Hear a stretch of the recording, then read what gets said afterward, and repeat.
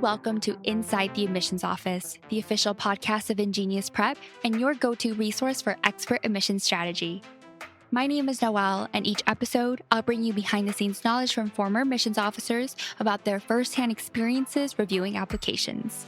Our strategies have helped countless students gain acceptance to top universities, and we're here to help your student gain that competitive edge and do the same.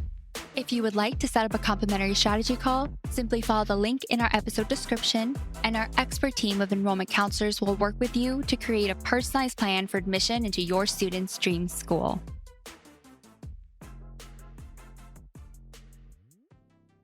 Hi, everyone. Thanks so much for joining me for another exciting episode. So up until this point, we've been talking a lot about all the many ways students can improve their college applications, but we have yet to talk about what really happens when an application hits that admissions officer's desk. So today we're going to get an inside look into how colleges review applications through our guest, Drew, who is a former admissions officer at Northwestern, and he shared such helpful insider knowledge like this one. These evaluators, what they're doing is not just saying who is the strongest student in this process. It is who are students that would be excellent community members as well as students and also excellent classmates. So making sure that you're providing that holistic view of yourself to not just say, I can score well academically, but am I supporting and contributing my school community, my peers, because that reads very well. And this. The themes that I often saw were students being really passionate and being excited about the name of the institution. That is great to see the passion, but that is the type of application that I could sub out the name of that institution and put in almost any other institution and it still reads exactly the same. That doesn't give me a specific case for why this institution. I don't want to diminish students who are excited about it, but you have to tell me the why behind that. All right, I hope you're ready and let's jump right in. Hi, Drew. How are you today? Hi, Noelle. I'm doing very well. I appreciate you having me on. Of course, and I'm so excited to chat today. But before we start, can you briefly introduce yourself, share a little bit about your background with our listeners? Absolutely. Yeah. So my name is Drew Hazen. I joined Ingenious after having gotten both my bachelor's as well as my master's degree from Northwestern University. Go Cats. Noelle, I know that's a shared connection for us, so glad we can chat about it today. During my time as a student, I had worked in the admissions office, started out as a tour guide, eventually became one of the supervisors of the tour guide program, and then eventually a counselor and a reader for the application process. That's a perspective I bring to my teams and my students is what should we be focusing on for our application building and how do we put our best foot forward for that process? Perfect. So today we'll be discussing how colleges review applications to give students a bit of an inside look into how they'll be evaluated. So to start, I know colleges use something called a holistic review for college applications. But what does holistic review really mean? Excellent question. Holistic review, by definition, refers to the fact that there are many different pieces to a student's application, and all of them are considered when reviewing their candidacy. So the obvious materials that students are aware of are their grades, their test scores in many cases, as well as what activities are they involved in, what other sorts of honors have they been nominated for, or even possibly won, the letters of recommendation, as well as any sort of writing materials or writing supplements. A holistic review process is making sure that all of those pieces are considered and viewed as a collective rather than, say, just looking at one piece and evaluating off of that and disregarding the rest. From a functional standpoint, I think holistic review offers evaluators something very valuable as well, in that you're not just seeing a student for a set of numbers or for a set of grades. You are able to see a student as a whole and see the bigger picture. So that would be my summary for someone who didn't understand of what is holistic review. Perfect. And in thinking about holistic review and taking into consideration all the stellar students that we even have, students that are very accomplished and have awards in many different areas, great grades, great test scores, etc. If students of this caliber are competing with other students who also have these great accomplishments in these many different areas, the billion-dollar question is, how can students really stand out?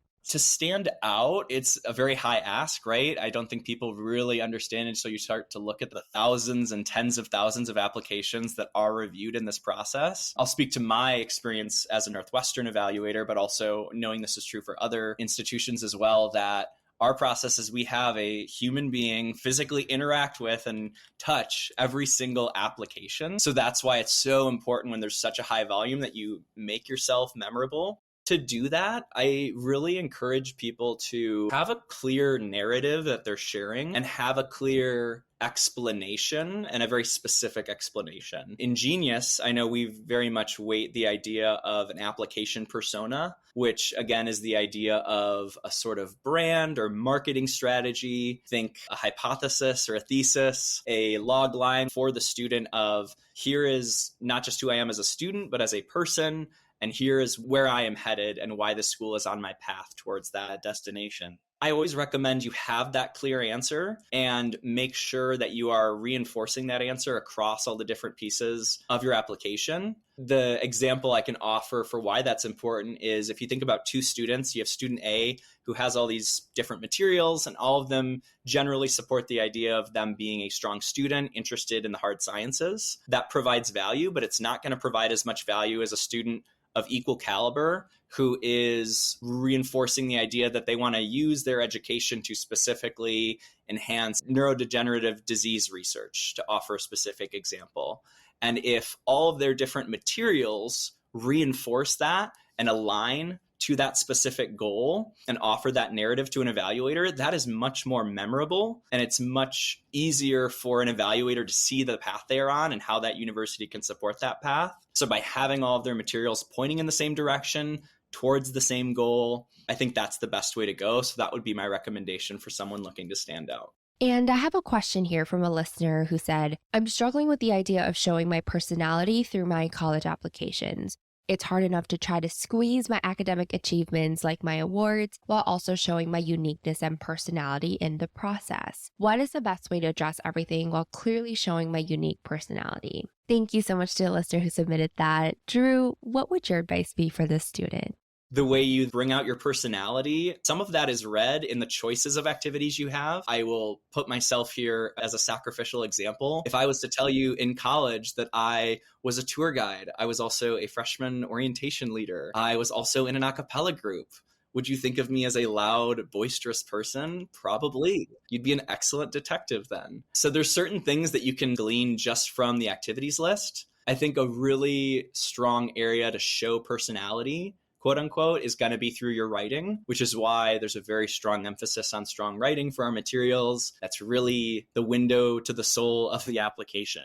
And I imagine as an admissions officer reviewing all these incredible applications, there has to be some challenges. And I'm sure there were some students that you were so passionate about, but maybe you didn't get your way. Can you share some stories or maybe some reasoning behind what happened? Yeah, absolutely. There are always going to be those stories, right? And I guess the functional piece of advice as I set up into this is we never want one part of our application to be the negative anchor, like the rock tied around our legs here that pulls us down and pulls us out of opportunities where we should otherwise be. So those are the types of things that if we're a sophomore or junior in high school, we should be working to remedy. So thinking of specific courses. For me in high school, that was chemistry. It just was not a class I connected with or enjoyed very much. But we never want to see those really obvious areas of deficit. We should work to round those out and make sure that we're presenting a whole picture, because otherwise, even if everywhere else we're seeing really strong evidence that the student's a strong student, the challenge becomes I might be really on fire about a student, but if we have, again, such a high volume of other applicants and those applications don't have those deficits, it becomes very hard for me as an advocate to move that student forward because I'm not able to supersede the strong application elsewhere. So we shouldn't look to give an evaluator any reason to keep us out. But I would say that was probably my most common story is I really liked a student, but there's at least one glaring deficit. Those were really hard to push forward, even if it was clear it was just a bad semester. Those things can be contextualized. That's the whole point of sometimes using the additional information section on the common application. But really, we just got to make sure we're not presenting any clear deficits, or if we are, we have clear anecdotes to them to contextualize them or antidotes to them as well to resolve them and make sure they don't become a clear weakness by the time we're submitting our application. And does the additional information section really work in their favor? So, for example, I recently saw a student in my inbox mentioned something about having to retake an AP test due to health issues, and they were asking their counselor group if they should be contextualizing this in their additional information section. So I'm curious, is that something that really does play in their favor, or is that still something that you as an admissions officer would still consider a deficit?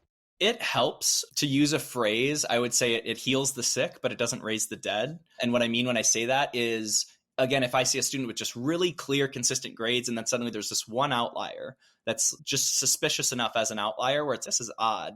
And then I go to the additional information section. That helps me understand and contextualize. I have seen every other academic setting that the students participated in. They've had near perfect grades, let's say. But then in this one environment, the reason why it fell short may have been for something that was outside of their control, for an administrative or life issue, whatever the situation may be. Those help. And again, it raises my understanding of that so I can put it in context.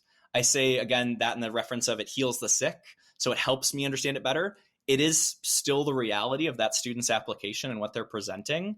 When I say it doesn't raise the dead, that doesn't mean it alleviates that. It doesn't bring them back into contention as if they had a perfect grade. That's why for those of us that may be really struggling with an area of academic weakness or really going through a challenge right now academically, we want to make sure we take care of that live. Don't lock that in as a long-term result and just cast it aside. My recommendation is to solve that problem now, because resolving that problem will pay off dividends later in life and also give you a lot of good skills for how to overcome challenges.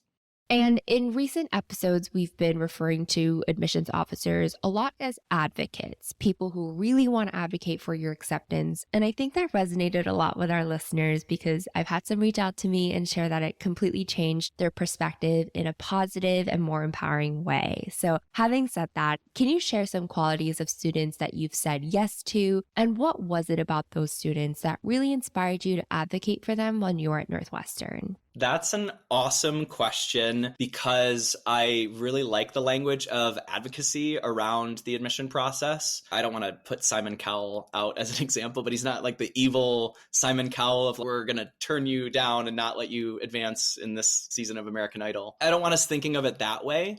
It's much better to, again, think of these evaluators. What they're doing is not just looking to say no. They want to say yes. We just need to provide them the evidence and the reasoning. It isn't just saying who is the strongest student in this process. It is who are students that would be excellent community members as well as students, and also excellent classmates. So making sure that you're providing that holistic view of yourself to not just say, I can score well academically, but am I supporting and contributing my school community, my peers? Because that reads very well. When I would read an application and I would see students who clearly had success in their academics and in other areas of life, and then went out of their way to build access, build a bridge for others with less access, right? Those are very meaningful things that read well for me as an evaluator. When I think of students who were in a similar situation, but maybe didn't have the resources or the framework around them to solve some problems, one of the best stories I liked reading was, here is a mission or a topic that I feel strongly about. I looked around me and there was no way for me to address that mission. So I made my own, or I started the steps to make a student organization or make an initiative in my community. I think that is just such a great habit to get into early, is the idea of identifying problems and then saying, what resources are available to me to solve that problem? If not, how can I make those resources myself? That's a very mature thought process in my eyes, and I think others would agree. And also, it's so easy for me as an evaluator to say, yeah, why would I not want this type of student on my campus? Because if they can look around and spot problems so well and solve them in the way that they did here, that would be an excellent skill set to bring. Plus, I have other students that are able to learn from them. It just very much reinforced in the process. So people who are proactive, people who show clear problem solving, people who are very result oriented. I don't mean that in terms of achievement focus. I want to distinguish those two, but if you can quantify the impact you're having in terms of if you're fundraising, the amount of dollars raised, or maybe the percentage increase in whatever the number of students you successfully recruited for this new organization, or you all improved from placing this ranking in competition up to this other ranking. Those are the types of things that not only show improvement and read well, but also show that you're the type of person to track those details. And in almost many areas of life, almost all areas, you're going to want to have that idea to track numbers, track metrics, because it's going to help you track progress throughout your life. Perfect. I also have another question from a listener here. They asked, is it important to think about a school's values or stereotypical students admitted when building an application? And is it strategic to try to craft a persona that is alike those that are admitted? Another great question. What are your thoughts, Drew? Yes, that's a question that is best answered yes and no. It's yes in the sense that we want to make sure we, being an application team, a family, as a student's applying, we want to make a case for here's the path and pursuit I find myself on in life, and here is why your university specifically can answer that call. Now, when we think about university values, I say no because I want to be honest and say I know that admission officers and even students at the university, they don't wake up every day and recite the Latin creed or motto of each school. Maybe you do, and I don't want to diminish that, but I know that's not the case for many people. And so I don't want us over-indexing or overweighting that idea. And if a student was to point in an application that I would read and say, that's why I can only go to, say, Northwestern, I would agree with that those are things that are available here, but saying that only Northwestern is the answer here shows me that they haven't dug to that next level of detail. They haven't mentally walked themselves through campus and said, but what does that mean in practice? How can that mean something more specific? So that's what I say when I mean yes and no, that it is good to specify to a university specifically, but not in the sense of the Latin creed or the values. Try and find that next level deeper. What is that about the student community? Maybe you've had the opportunity to talk to alum or professors. Was it about that university that stands out, as that's going to give you that level of detail you're looking for? Perfect. And shifting gears slightly here, do you have any advice for students specifically applying to Northwestern? Are there any specific pointers or certain qualities you'd like to point out for our listeners? When we're looking at applying to Northwestern specifically, I think one of the stronger pieces that helps in your argument is pointing out that while many schools operate on a semester system, Northwestern operates on a quarter system. That doesn't make it wholly unique, but it does shift the experience of a student slightly. One of the main differences is just your course load across your time there. Specifically, you have access to taking more courses. So what I often found was students who had varied academic interests were able to say, I intend to pursue this area, but by using the quarter system, I'm also able to reinforce this area with another topic. An example I would find very often would be a student saying, I am interested in engineering. I'm interested in environmental engineering, and by having more courses available to me, I can also pursue a sustainability certificate that would reinforce that learning in a way that I wouldn't have access to if I went to, say, a large state program that would heavily focus on just engineering fundamentals. Those are the best arguments I've seen. Other examples could be maybe you really are interested in pursuing multiple areas. It may be the case that you just feel like who you are as a person needs to reflect both of these different areas. An example I can think about that might seem very separate is, let's say, engineering as well as religious studies. So maybe those aren't going side by side in an evaluator's mind, but maybe to that student, both of these areas complete them and make them whole. And so it would make sense then why they would look for a university that could support both of those areas at an appropriate level of rigor. I would say more common examples would be a student saying, I want to pursue maybe economics and then maybe a more math or quantitative focused area to help support that, because their desire would to be go into more data, financial analytics, something like that. There are obviously specific programs for that as well, but I'm not going to get too high on my Northwestern admissions horse here. But what I will say is students should make sure they're making a clear narrative when it comes to looking at two different things. If an evaluator leaves your application as, I don't understand why they're wanting to do this, I know that they are, but I don't understand the why behind it, you've already lost a huge chance to win them over. Fantastic. And now I'm thinking about these school-specific essays, like the Why Northwestern essay questions. And I know from my personal experience, Northwestern has such a rich student body and culture. So in saying that, are there any specific call outs or things that Northwestern admissions officers are looking for in these essays? The essay is, again, such an important part of the application. The themes that I often saw were students being really passionate and being excited about the name of the institution, which is obviously respectable, and then being really excited about the potential there. That is great to see the passion, but that is the type of application that I could sub out the name of that institution and put in almost any other institution, and it still reads exactly the same. That doesn't give me a specific case for why this institution. I don't want to diminish students who are excited about it, but you have to tell me the why behind that. So thinking of examples that were successful, maybe for a student who is a musician, right? There are lots of strong musical programs across the country or across the world. Northwestern has a very strong music program, but maybe your desire specifically is engaging with the Chicago music scene for reasons that you could describe. That combination of this level of rigor and the access to a specific music scene, these are the pieces that complete me as an applicant. Then I, as an evaluator, would have to agree with you by saying, yeah, I couldn't see you making that case elsewhere. Thinking of other examples too, I think of students interested in journalism and having the journalism residency or the JR, where journalism students would, for academic term, would go and participate and actually work in the field and then bring that experience back to campus. Some other universities have variations of that, but maybe that in combination with other resources for Northwestern journalism students, maybe that's your answer. So that makes total sense. Finally, I would just say, if you are a student who is interested in the university and you're looking for that specific answer, I don't say this to diminish it, I just say it because I overread it a lot, was a student who went on a campus tour and then told all of the jokes that the tour guide said or spoke to the beauty of Lake Michigan. As a former tour guide myself, I know all the jokes, so I don't mean to zap your thunder there and take that away from you, but I do caution against just repeating the tour, as that is good information, but it's just not specific information. It's not true to you, it's just what someone else shared with you. If you offered a reflection and said, I heard this on the tour, and I realized I could see myself here engaging with it in this specific way, that's a different answer than just simply regurgitating something that someone had shared with you earlier. Most admissions officers are going to be familiar with the tidbits and the pieces of sharing that we offer in the admission space. So hearing that back to us doesn't really influence our decision. It tells us information we already knew.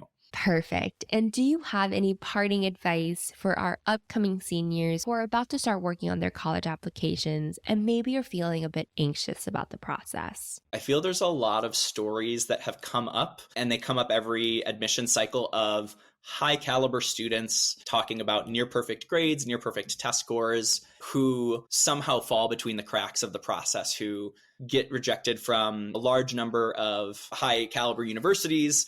And based on the evidence available, an outside viewer would be totally amazed by that result. I always feel for those students so much, because the process of admission is a very vulnerable one. You're really putting yourself out there. And for many students, it's going to be one of the first times that you're getting a thorough evaluation of your credentials. And it's never easy to get honest answers back. The whole point of a holistic review is to review all the pieces equally. And so oftentimes people look at those students and say, there's no reason they wouldn't have been accepted. There's something amiss. There's something awry. And the people making those judgments don't even have the whole story, right? The whole point of holistic review is looking at all the pieces. And if we don't have all the pieces, we can't know the whole story. So I know, unfortunately, that just the way this process operates, there can be students who I feel have the ability to succeed on campuses and then aren't given the chance to go there. And that's always heartbreaking. And I want to support those students any way that I can.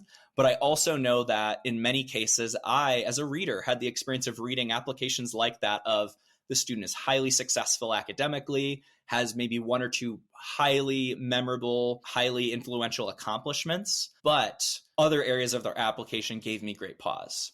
And that's something I feel always gets left out of the conversation. I don't want to offer this as a possible answer for those students who may have gotten lost to say, this is the reason why they didn't get accepted because they did things wrong. But I want to offer that as, given we aren't a part of the evaluation, we can't know the whole story. Having gone through the process myself and read applications for students who held themselves back in their writing, who didn't offer their best judgment in terms of the choice of topic or the way they talked about topics, maybe just showed a lack of maturity in the way that they offered responses. Once more, an evaluator, you're picking students that are also going to be classmates on campus. So even if a student's highly academically gifted, we have to consider the whole of the student as well. So my only offering as I wrap up this thought is, instead of bringing a lot of judgment to those types of situations where students didn't get the results we would expect to see, I encourage everyone to be very curious and better understand why that might be the case. If we're parents out there or family members and we feel that our student is maybe subject to this or experiencing this,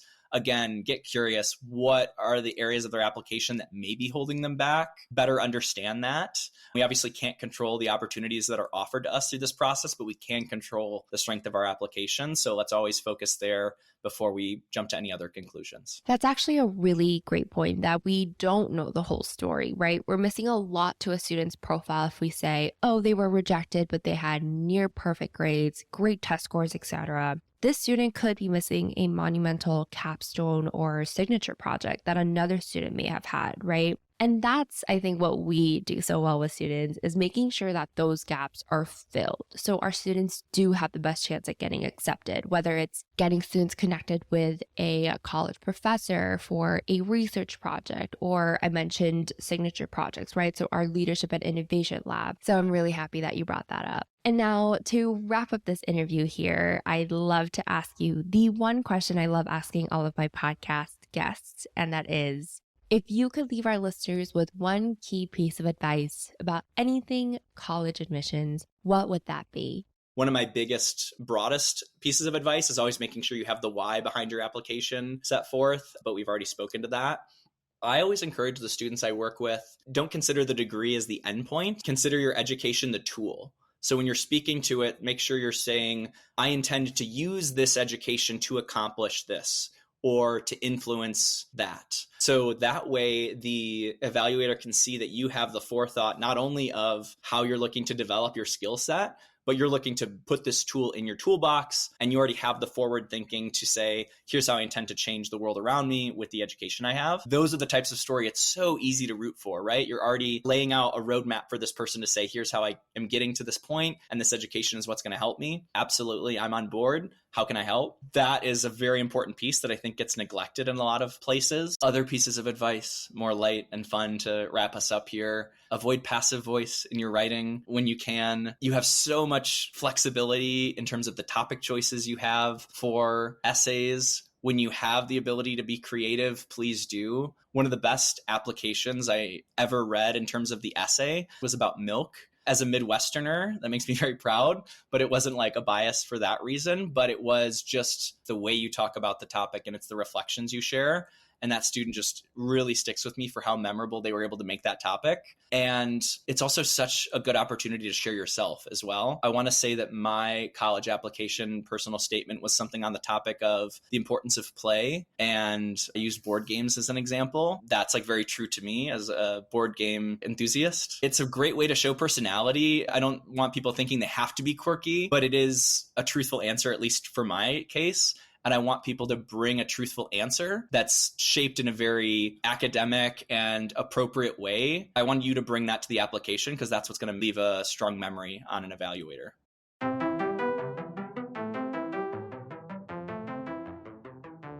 Thank you so much for joining us today. And if you would like to speak with one of our experts, you can set up a complimentary strategy call with one of our enrollment counselors by following the link in our episode description. And for more information and access to additional resources, you can register for our webinars, which is also linked in the episode description. If you have any questions or would like to request a topic for a future episode, you can email me directly at noel.kim@ingeniusprep.com. Thank you for listening to another episode of Inside the Admissions Office. And don't forget to follow the podcast so you're notified every time a new episode is available. That's all for now, and I hope you'll join me next time as we continue our journey inside the admissions office.